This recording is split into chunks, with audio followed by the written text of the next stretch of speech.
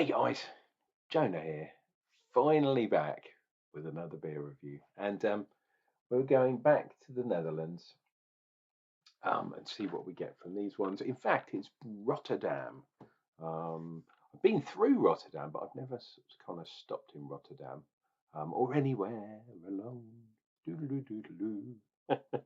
And yeah, my God, I've been really busy over over the weekend and the end of last week, going up to the camera HQ for my assessment to become a camera trainer. So yes, um, I passed. Yay!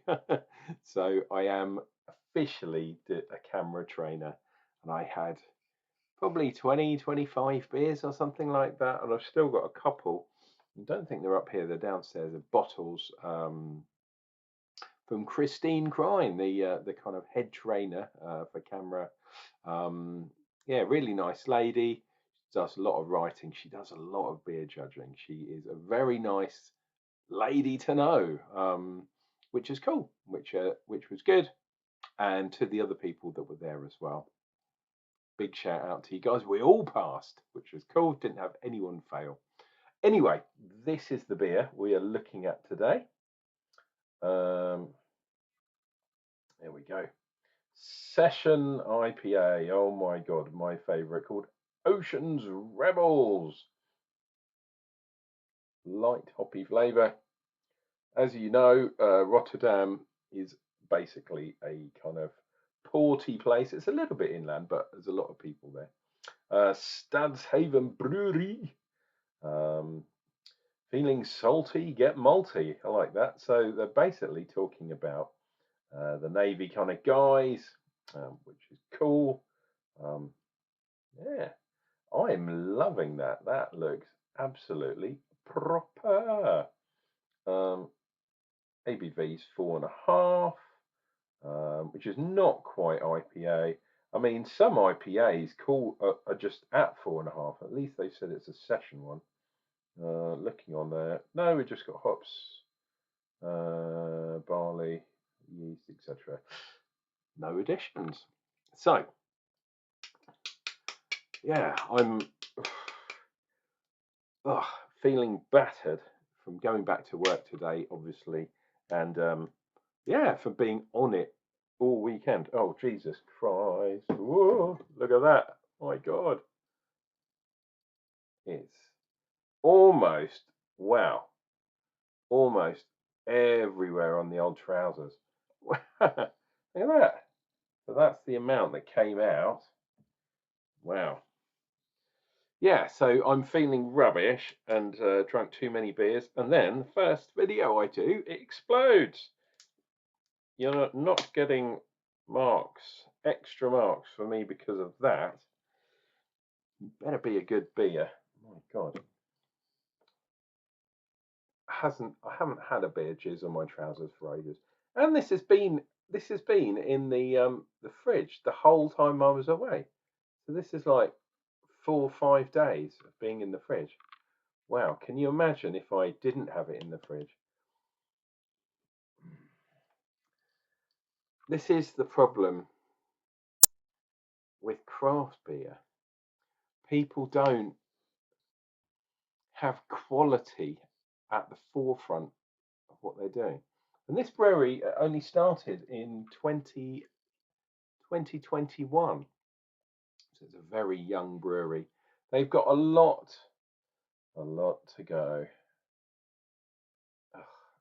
Yeah, there we go. Boom, boom, boom. So this is turning into a crazy review already.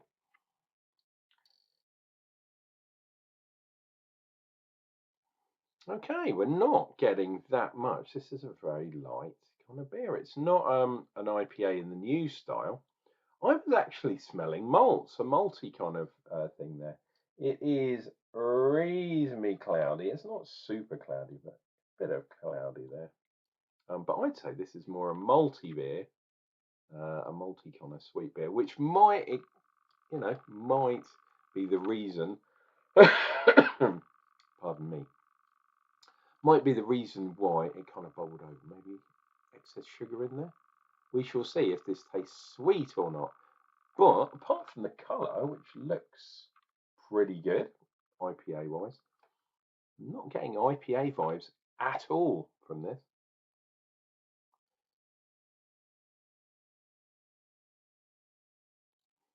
No. Cheers and beers. Let's see what we get.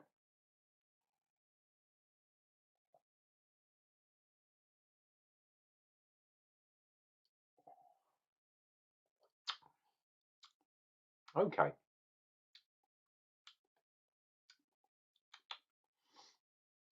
Okay, so there is a bit of bitterness in there, which is cool. Not a superb amount. And there's no late hops in there. So I'm not getting, I couldn't tell you what the hops in here were. Didn't say on the can. And I'm looking over here. So apparently Amarillo, Cascade, and Magnum. Okay, maybe the maltiness that I'm getting is that kind of marmalade on toast thing that I usually get personally with Amarillo hops. Cascade doesn't taste like Cascade at all. Magnum's usually used for bitterness anyway. It's not often you get you do get some flavors. It's a bit like a sort of nobly type hop. There's no real obscene flavors from Magnum hops. That's what I was going to say. Don't know why my voice has gone all deep and stuff, but it has. Yeah, I wouldn't call this an IPA at all. Probably wouldn't call it a pale ale. This is more, I mean, I would say it's a pale ale because, well, in the bitter type category, if we're looking at UK, because UK pale ale and bitter styles are essentially interchangeable, really. I know they are different styles, but American pale could be British, and a British bitter, should I say, could be seen as a pale ale. Boom.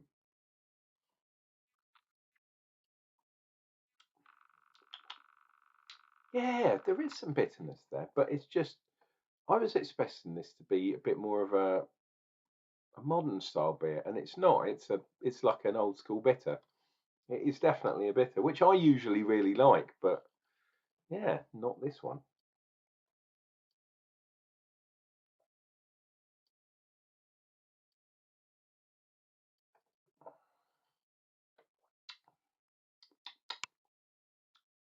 Yeah. The malts used in here are kind of biscuity type ones. There's no real spiciness. And then that Amarillo thing comes through, and because of the hops in here. In fact, this is supposed to be an IPA, but I would say the hops and the malts are kind of playing equal fiddle. I might even give it to the malt, so a little bit more malt forward than hop forward. Apart from the bitterness, there's a little bit of bitterness there, and that in my head says it's a bitter, not an IPA. Interesting. Yeah, but because I've had so many beers over the last few days, like I say, I probably had close on 30 beers for February, the month of February alone. Black History Month, but also it's the shortest month in the calendar, and I've drunk over 100 beers in February. I think I'm getting close to like 120 beers, something like that, which is a ridiculous amount. No beer festivals. Obviously, I've been doing judging and stuff. Actually, there was the Gads Winter Festival, which only had 6 beers, to be honest, and then I had some of their own beers.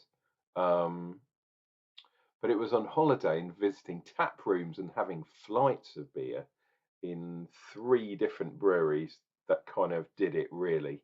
And then I've been judging. Well, I've had lots of beer at Camera headquarters, which was really, really cool. And I'm so glad that I got to go there they are actually moving, and I have no idea why they're. I mean, it's obviously money wise, but they're moving. So I went to the original kind of camera site. Well, they probably didn't have a site to start with back in the 70s. Um, but yeah, I'm really glad that I went there too. Fantastic. Tell you what though, there's some nice lacing on the glass, which is cool. Unfortunately, nothing really on the back end. So yeah, there is definitely some stuff there that's giving the proteins something to work at. And a beer reviewer of my kind of standard who's, I wouldn't say hungover, but just my body is in shock. Put it that way. Oh, and before, yeah, for those of you that's still watching, tomorrow I'm going to a bottle share. So I don't know if I'm going to be doing a review tomorrow, but keep your eyes open. I might do one. But yeah, let's finish this off, and you guys can get on your way.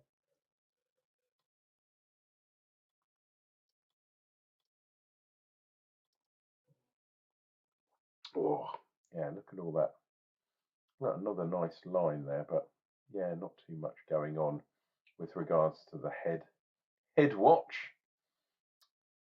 and that's a shame because I have got salty old sea dog in my blood because of my family, and I'm sure, yeah, my great grandfather as well would probably have stopped off at Rotterdam. I'm pretty sure they would have gone there, even though I haven't. But yeah, not. I was expecting that to be a proper new school kind of session beer, and it's kind of. I mean, back in the day, these are the exact beers that I used to like. But as a session IPA, no, that's got a lot to be desired. Oh look, I've just seen that lady. I think that's a lady. Got some tattoos on her as well. Yeah, that is her arm. Something about a tattooed lady, if you know what I mean. Anyway, this has been Uncle Jonah. This video kind of went a bit pear-shaped, so I apologise about that. Please come back for more beer reviews, and they're going to be happening real soon.